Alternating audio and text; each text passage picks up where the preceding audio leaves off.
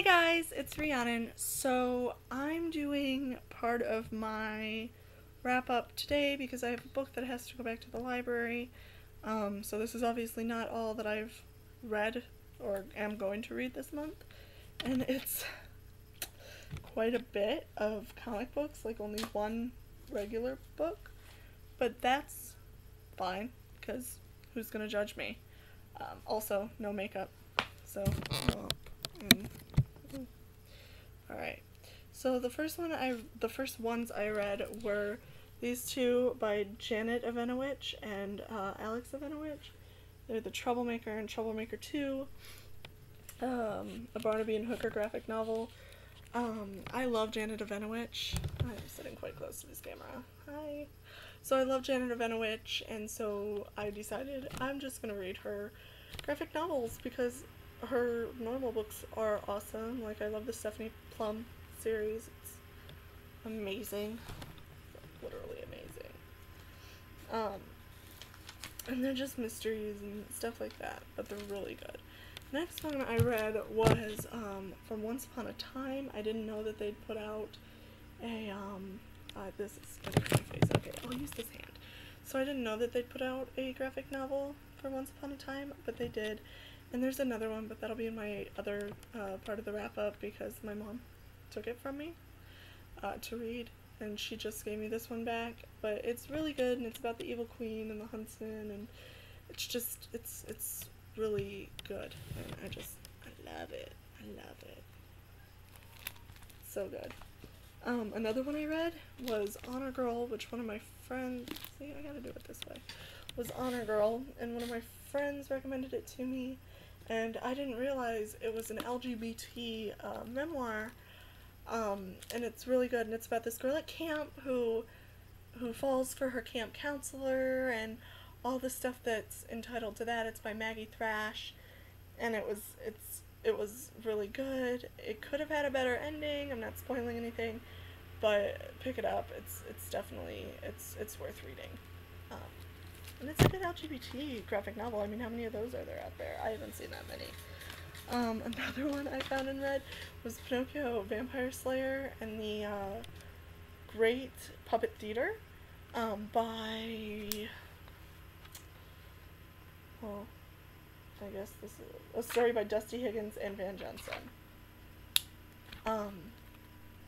So, and it's about Pinocchio if the world was full of, like, vampires, and it's really good. And it was like there were all these other puppets and Pinocchio dealing with all of that, and of course it's a fairy tale, and I always liked fairy tales, and then you put a paranormal-ish twist on it or supernatural-ish twist with vampires, and it caught my attention on the shelf, and I was really into it while I was reading it, because they brought in a whole bunch of characters, like the Blue Fairy, and just all of this stuff, and it was really good. And it's a good book overall. Another one this was just a kid's one that I did, The Elves and the Shoemaker. It's a grim graphic novel. This one was retold by Martin Powell and illustrated by Pedro Rodriguez. Yeah. And it was really cute, and again, like I said, I love fairy tales, and it's just like, it was so cute, and the fact that it's a graphic novel makes it all the better. But like, the illustrations are just they're so adorable, and so I really liked this one, and I don't know, The Elves and the Shoemaker's always been a cute story to me. Another one I read, it was 3 graphic novels. It was the Vampire Academy ones, Vampire Academy, Frostbite, and Shadowkissed, which are all super good, and it got me wanting to read the actual book series, which I have the first 2 books here at my house, so I'm going to probably read them. I'm most likely going to read them, but yeah, they're just so good. And the characters are so good, and it's funny, and the movie's good too. You should watch the movie. And the last book that I've read for now is The Demon Trapper's Daughter. And okay, it took me a hot minute to get into this. It's by Jenna Oliver. And it took me a hot minute to get into this, but once I did, it was just so good, and the dialogue was great, and the story was great, and you fall in love with these characters, and you're just so into it. It's about, instead of killing the demons, they trap them, and they send them to the Vatican and the church, and they sell them, and that's how they make their living. But it's awesome and amazing. So I'm going to hand it over to future Rhiannon to kind of explain the rest of it. Ready? And we're back. Sorry, that's going to be so choppy. But I'm here with the second half of my wrap-up because I know I'm not going to finish another book in the next 3 days because I have a lot of work and stuff to do for school. So, but I did. I read a lot this month, and I'm quite proud of myself, which is awesome. I like reading a lot, so,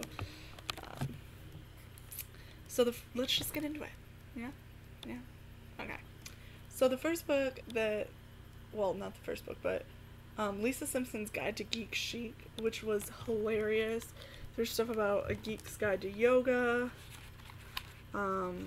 different Malibu Stacy's, and I'm a huge fan of The Simpsons, so seeing these, then they made this joke where it was scratch and sniff stickers with like glass paper, the ink that is written on this page.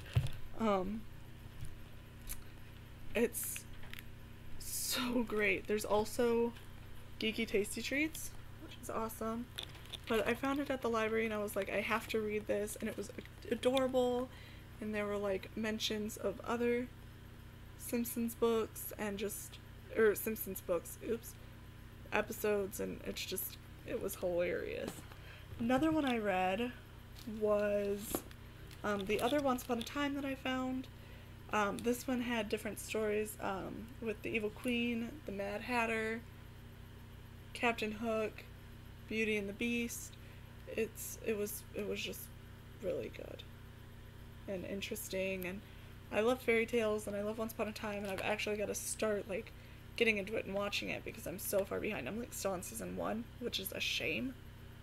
I should be way farther than that, and I'm disappointed in myself because of that. But it was just a good comic book and stuff like that. Another one I read earlier this year, I read Time Traveler's Wife by Audrey Niffenegger, and I didn't know that she'd written a graphic novel. And this one, it was really good. It was called it's called The Night Bookmobile. And it was really kind of touching because it's about, you go through life reading all of the books that you read, and there's someone that keeps track of your books for you, and it's really interesting. I don't want to spoil it, but I'd say pick it up. It's beautiful. Even Neil Gaiman wrote on the back about it. So, you know it's good if, I don't know if that showed up, if Neil Gaiman wrote about it. So, another one I read was, this is by the same people that wrote How to Tell If Your Cat Is Planning to Kill You, and it's why grizzly bears should wear underpants.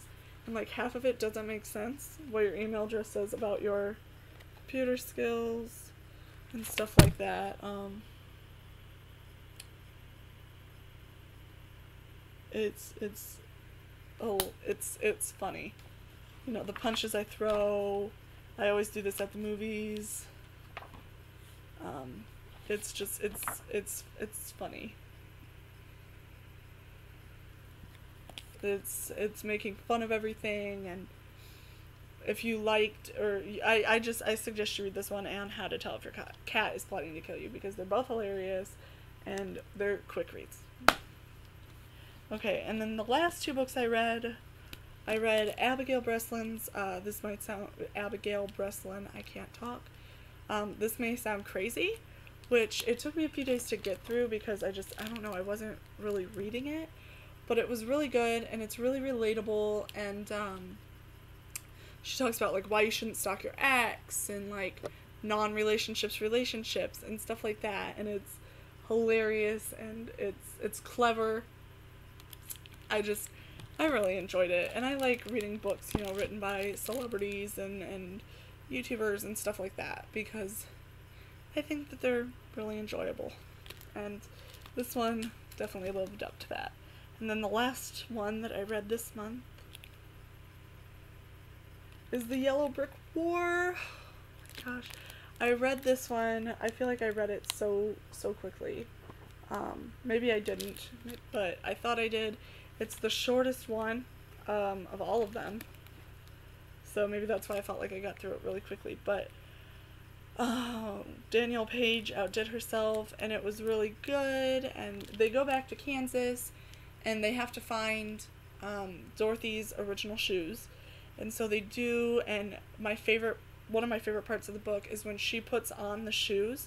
They're not these dainty little slippers. They are full out, like, diamond combat boots. And you're just like, yes, that.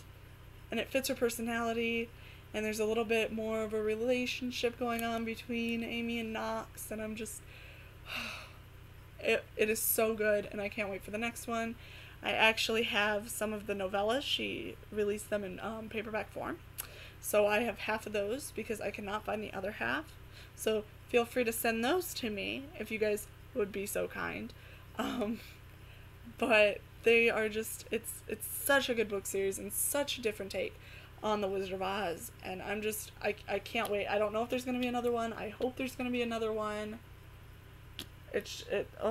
Because now we have to stop a new villain, and oh my gosh, I have to know what's going to happen. Like, I want to protect Oz, and it's just, because when I read books, I fall into the book, and I'm, you know, in the book, and it's just, it's so good. So